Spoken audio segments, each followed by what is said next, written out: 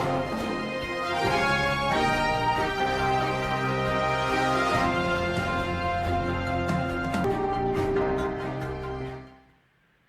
News 18 पर स्वागत है आपका। मैं हूं आपके साथ सुहानी मलिक। इंडिया गठबंधन की मुंबई में हुई बैठक में रालोद अध्यक्ष जयंत चौधरी के शामिल होने से पश्चिमी उत्तर प्रदेश की राजनीति में गर्माहट आ गई है। पूर्व की 2 बैठकों में भी जयंत ने दूरी बनाई थी और राज्यसभा में दिल्ली सेवा बिल पर वोटिंग के दौरान भी वो गैर हाजिर रहे थे, जिससे बीजेपी के रणनीतिकार ये मानकर चल रहे कि देर सवेर जो आरएलडी है वो बीजेपी के साथ आएगी। लेकिन अब मुंबई में जो बैठक हुई है उसमें जयंत चौधरी पहुंचे और जिसके बाद से एक साफ संदेश दे दिया कि वो इंडिया गठबंधन के साथ है। अगर हम पश्चिमी यूपी की बात करें तो पश्चिमी यूपी जाट बहुल्य क्षेत्र है। यहाँ जाट और गुज्जर बीजेपी को अब अपनी रणनीति बदलने के लिए मजबूर करेंगे। गठबंधन में जयंत के करीबी माने जाने वाले चंद्रशेखर की आजाद समाज पार्टी को भी 1-2 सीट लेकर शामिल कराने की रणनीति बनाई गई है। वहीं बीजेपी को लोकसभा चुनाव में पश्चिमी उत्तर प्रदेश में कड़ी चुनौती मिल सकती है। पश्चिमी उत्तर प्रदेश को जाट और गुज्जर बहुल्य माना जाता है और प्रदेश की आबादी में लगभग 1.8% जाट और 1.78% गुज्जर है। इनका प्रमुख केंद्र पश्चिमी उत्तर प्रदेश है और यहाँ इनकी तादाद 16 से 17% के करीब है। कई सीटों पर ये निर्णायक भूमिका में है। इनका जो फैलाव है वो सहारनपुर से लेकर अमरोहा, बिजनौर, बरेली, पीलीभीत, शाहजहांपुर, आगरा तक है।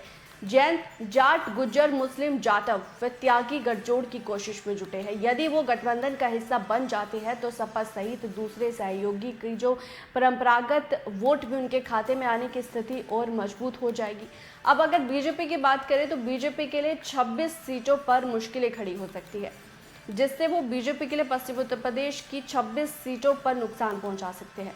खतौली विधानसभा के उपचुनाव में ये गठजोड़ कामयाब रहा था। पश्चिमी उत्तर प्रदेश की 26 लोकसभा सीटों में 2019 चुनाव में बीजेपी ने 19 सीटों पर परचम लहराया था। सहारनपुर, बिजनौर, नगीना, अमरोहा पर बसपा और मुरादाबाद, रामपुर और संभल सीट पर सपा के खाते में गई थी।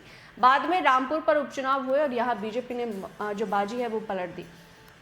रालोद को लोकसभा चुनाव में एक भी सीट नहीं मिली थी 2019 के चुनाव में। पश्चिमी उत्तर प्रदेश में जाट और मुस्लिम गठजोड़ के कारण पूर्व में रालोद जीतती रही, लेकिन 2013 के मुजफ्फरनगर दंगों के बाद जाट मुस्लिम अलग अलग पाले में खड़े हो गए और 17 के विधानसभा चुनाव में रालोद मात्र 1 सीट पर ही जीत हासिल कर सकी।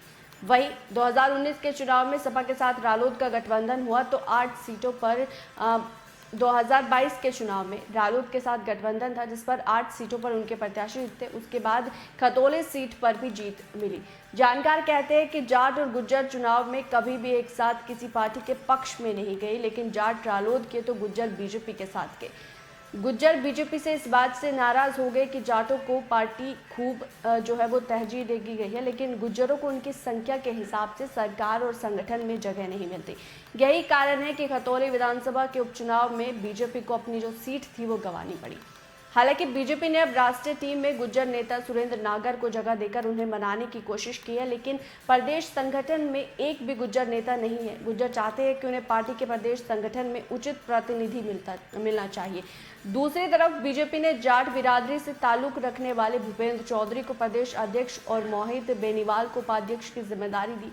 दूसरी तरफ जयंत गुज्जरों में यही संदेश देने में लगे हैं कि बीजेपी में उनके लिए कोई स्थान नहीं, जबकि रालोद ने जाट सीट पर गुज्जर नेता यानी कि मदन भैया को जितवाकर विधानसभा में भेजा।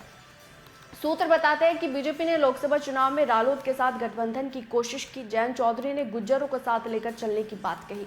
बताते हैं कि तय हुआ है कि उत्तर प्रदेश सरकार में रालोद कोटे से एक गुज्जर और एक जाट मंत्री बनेगा, जबकि जयंत केंद्र में मंत्री बनेंगे। लेकिन ये रणनीति परवाह नहीं चढ़ सकी, क्योंकि जयंत चौधरी ने साफ इनकार कर दिया। जितनी बार भी ये अफवाहें उठी कि जयंत शायद एनडीए का हिस्सा हो सकते हैं, उतनी बार ही जयंत चौधरी ने साफ कर दिया कि वो इंडिया गठबंधन का हिस्सा है। और अब मुंबई में बैठक में पहुंचकर उन्होंने बीजेपी के जो रणनीतिकार हैं उनकी चिंता बढ़ा दी है।